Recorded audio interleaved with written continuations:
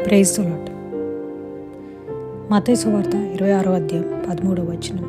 సర్వలోకమందు ఈ సువార్త ఎక్కడ ప్రకటింపబడినో అక్కడ ఈమె చేసిందంతయో ఈమె జ్ఞాపకార్థంగా ప్రశంసింపబడినని మీతో నిశ్చయంగా చెప్పుచున్నానని వారితో అనెను.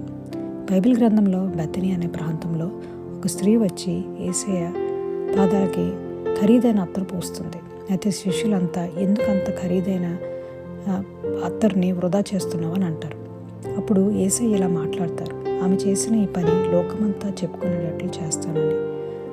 అత్తరు అనేది యూదుల ఆచారంలో ఒక మనిషి మరణించాక మంచి అత్తరుతో కడుగుతారు. ఆ స్త్రీకి తెలుసు యేసయ్య త్వరలో మరణించి తిరిగి లేస్తారని. అందుకే ఆమె ఆ పని చేసింది.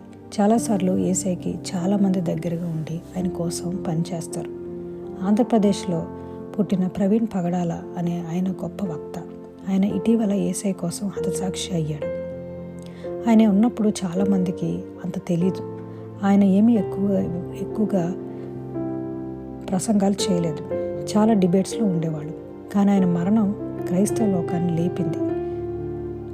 ప్రపంచవ్యాప్తంగా భారతదేశం వారు ఉజ్జీవంతో ఉన్నారు. ఆయన ఒక యేసు రాయబారి. నాకు తెలిసి ఇండియాలో పుట్టి ఇండియాలో మిషనరీగా ఉన్నారంటే ఆయన ఒక ప్రవీణ్ పగడాల గారు మాత్రమే. యేసయ్యకి మహిమ ఘనత ప్రభావం చెల్లునుగాక. ఆమేన్.